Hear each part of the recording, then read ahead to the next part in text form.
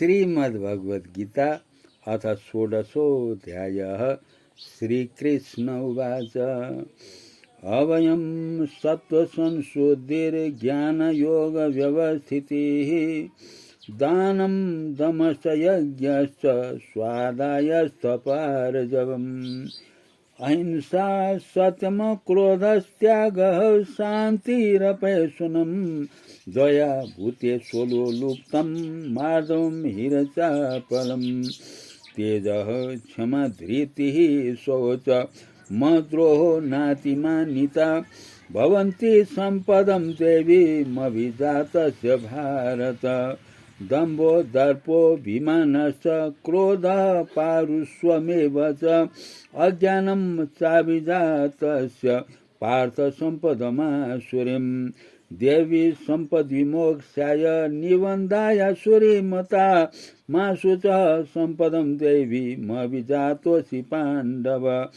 द्वौ भूतसर्गौ लोकेऽस्मिन् दैव आसुरैव च देवो विस्तरस प्रोक्त आसुरं पार्थ मे शृणु प्रवृत्तिं च निवृत्तिं च जनान विदुरासुराः न शौचं नापि चाचारो न सत्यं तेषु विद्यते असत्यं प्रविष्टं ते जगदाहुरनीश्वरम् अपरस परसं भूतं किमन्यत् कामहेतुकम् एतां दृष्टिमवष्टभ्य नष्टात्मानोऽल्पबुद्धयः प्रभवन्त्युग्रकर्माणः क्षयाय जगतो हिताः काममाश्रितदोषपुरं दम्भमानमदान्विताः मोहाद् गृहीत्वा सद्ग्राहान् प्रवर्तन्ते शुचिव्रताः चिन्तामपरिमेयां च प्रलयान्तमुपाश्रिताः कामोपभोगपरमा एतावदिति निश्चिताः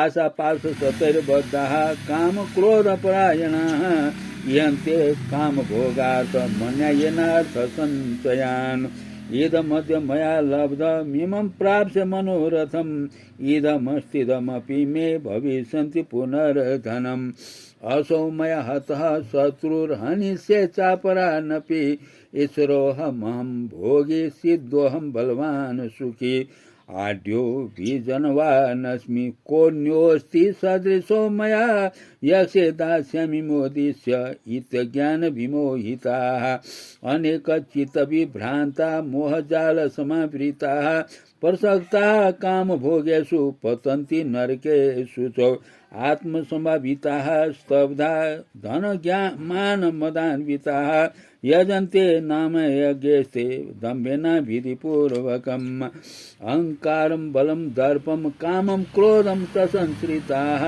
मामात्मपरदेहेषु प्रद्विषन्तोऽभ्यसूयकाः तानं द्विषतः क्रूरान् संसारेषु नराधमान् क्षिपाम्यजस्रमशुभा नासुरीष्वेव योनिषु आसुरीं योनिमापन्ना मूढा जन्मनि जन्मनि मामप्राप्यैव कौन्तेय ततो यान्तधमां गतिं त्रिविधं नरकस्येदं द्वारं नाशनमात्मनः कामः क्रोधस्तथा लोभस्तस्मादेतत्त्रयं त्यजेत् एतैर्विमुक्तः कौन्तेय त्वमद्वारैस्त्रिभिर्नरः आचरत्यात्मनः श्रेयस्ततो याति परां गतिम् यः शास्त्रविधिमुत्सृज्य वर्तते कामकारतः न स सिद्धिमवाप्नोति न सुखं न परां गतिम् तस्मात् शास्त्रं प्रमाणं ते कार्यकार्यव्यवस्थितौ ज्ञात्वा शास्त्रविधानोक्तं कर्म कर्तुमिहारसि।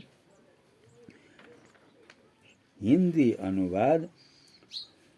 श्री भगवान बोले, भय का सर्वथा अभाव, अंतःकरण की पूर्ण निर्मलता, तत्व ज्ञान के लिए ध्यान योग में निरंतर दृढ़ स्थिति और सात्विक दान, इंद्रियों का दमन, भगवान देवता और गुरुजनों की पूजा तथा अग्निहोत्र आदि उत्तम कर्मों का आचरण एवं वेद शास्त्रों का पठन पाठन तथा भगवान के नाम और गुणों का कीर्तन स्वधर्म पालन के लिए कष्ट सहन और शरीर तथा इंद्रियों के सहित अंतःकरण की सरलता, मन वाणी और शरीर से किसी प्रकार भी किसी को कष्ट न देना, यथार्थ और प्रिय भाषण, अपना अपकार करने वाले पर भी क्रोध का न होना, कर्म में कर्तापन के अभिमान का त्याग, अंतःकरण को उपरहती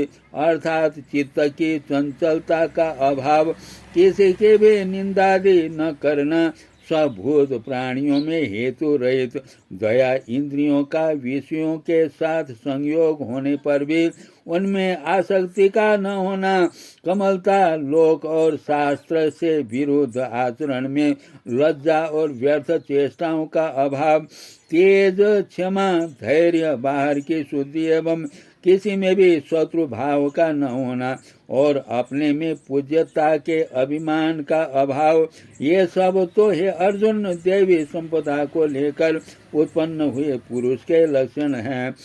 हे पार्थ, दंभ, घमंड और अभिमान तथा क्रोध, कठोरता और अज्ञान भी ये सब आसुरी संपदा को लेकर उत्पन्न हुए पुरुष के लक्षण हैं।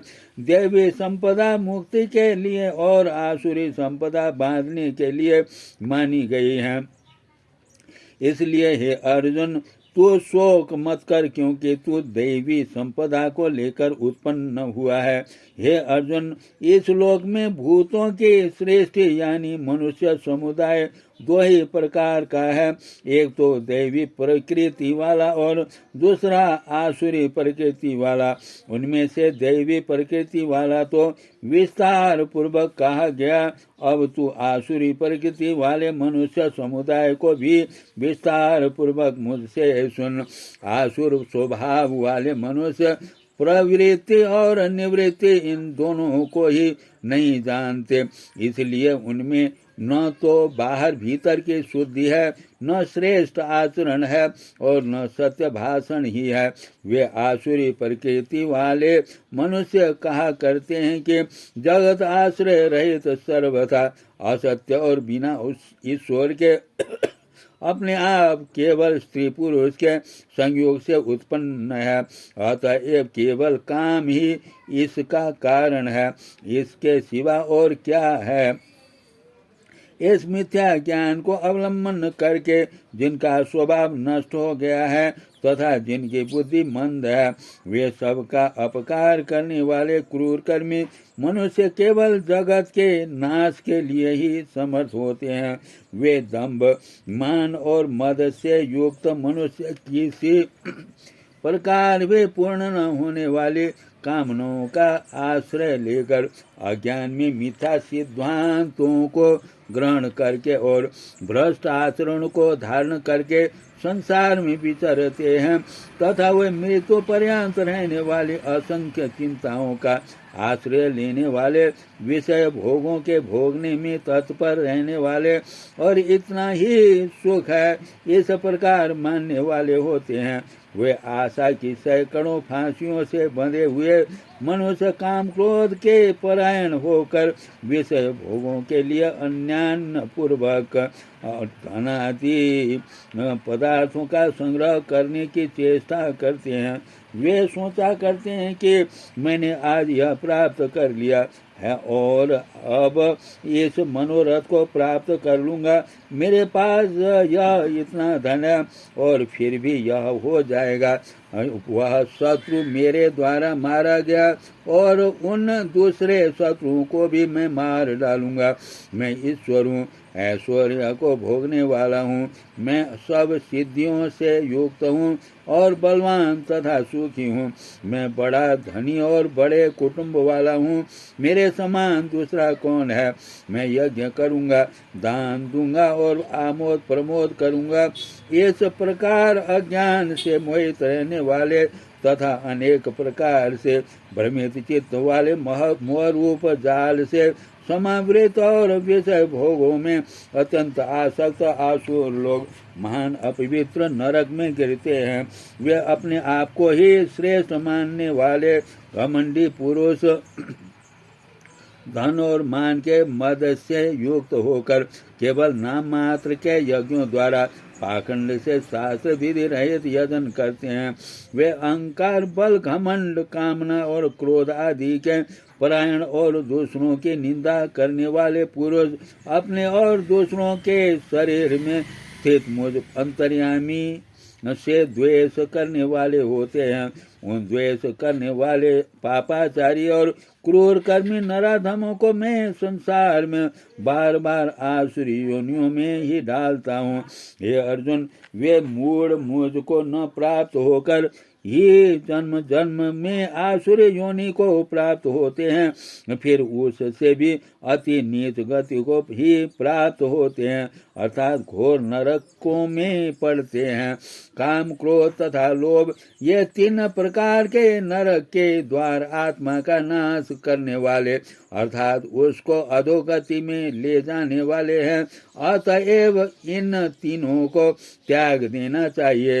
हे अर्जुन, इन तीनों नरक के द्वारों से मुक्त पुरुष अपने कल्याण का आचरण करता है, इससे वह परम गति को जाता है अर्थात मुझको प्राप्त हो जाता है। जो पुरुष शास्त्र विधि को त्याग कर अपनी इच्छा से मनमाना आचरण करता है, वह न सिद्धि को प्राप्त होता है, न परम गति को और न सुख को ही। इससे तेरे लिए इस कर्तव्य और अकर्तव्य की व्यवस्था में शास्त्र ही प्रमाण है। ऐसा जानकर तो शास्त्र विधि से नियत कर्म ही करने योग्य है। ओम तत्सदिति श्रीमद् भगवद गीता उपनिषत्सु ब्रह्म विद्यायां योग शास्त्रे श्री कृष्णार्जुन संवादे दैवासुर संपद विभाग योगो नाम षोडशोऽध्यायः। ओम परमेश्वराय नमः। ओम नमः। सर्वे भवन्तु सुखिनः, सर्वे सन्तु निरामयाः, सर्वे भद्राणि पश्यन्तु मा कश्चित् दुःखभाग् भवेत्। ओम नमः।